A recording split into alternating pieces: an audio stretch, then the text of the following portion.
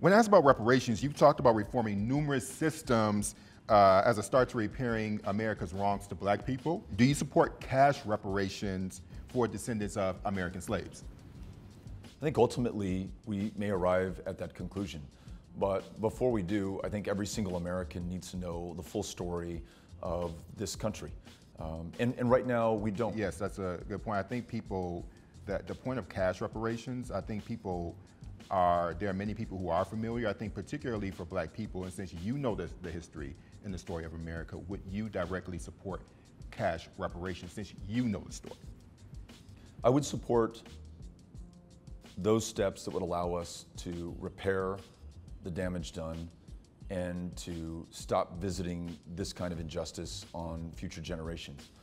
But I'm convinced that in a democracy, unless everybody understands the story of this country, and most people do not, you'll never get to that action or that end result.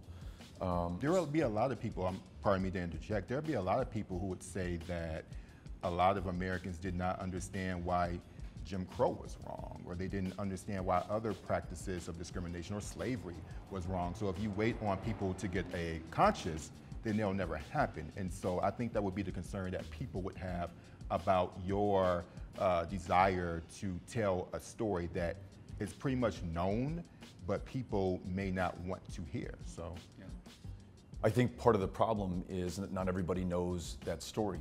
And in a democracy, unless you have the political will to take a very tough step, you're not going to be able to do it. I reached out to Brian Stevenson, someone who I really respect on this issue, and asked him, what's the best path forward? And he directed my attention to the memorial to those who have suffered under our system and in this country in Montgomery, Alabama. And he said, stories like these need to be told in every single community so that you form the consciousness and the will to be able to take the important steps necessary. Sheila Jackson Lee, former colleague of mine from Texas, has introduced legislation that would do this, that would begin this process of national healing by making sure that all of us understand our true national story. So I think those are the important first steps for us to take to make sure that we get to repair and reparation. So as far as these conversations for reparations would look like, who would be involved in those conversations? Who would facilitate them? Yeah, I think it's important that we have those conversations all over the country, community by community, as we've seen in places like Montgomery, Alabama. But I think there's an appropriate federal role. And again, Sheila Jackson Lee has proposed such a measure, House Bill 40, that would begin at the national level this conversation. To make sure that we understand how the wealth of this country was built, from whom it was kept. The reason that you have 10 times the wealth in white America than you do in black America. It is the legacy of slavery. It is Jim Crow. It is segregation. It is suppression. It is redlining, but it is practices that are taking place right now, today, in this country. Why do we lock up more people than any other place on the planet? And why are so many of them people of color? It is a legacy that has extended all the way since the end of Reconstruction, pressing African Americans into convict work gangs to continue to build the wealth of this country after slavery had ended. It was slavery in another form by another name. I don't know how many Americans know that. In fact, in my home state of Texas, in Fort Bend County, they just unearthed a graveyard of men and boys who were literally worked to death. We can see from the forensic evidence their muscles torn from their bones, working on sugar plantations, decades after slavery had ended, completely legalized in America. Another example of our criminal code being used to benefit some at the expense, literally, of the lives of others. I don't know how many people know that story. Until you know that, I don't know that you're moved to take the necessary steps to ensure that we have reparations and repair and justice in this country. The issue, when you talk about political will, the point is that you know the story. That's right. You know the story.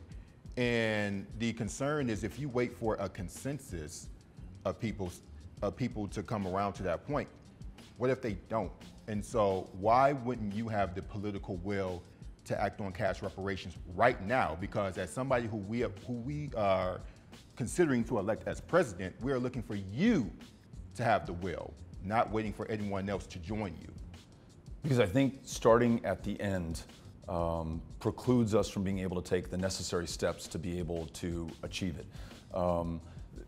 That conclusion, that policy action stops the conversation for so many millions of our fellow Americans. And again, in a democracy, you can be as right as rain on any given issue.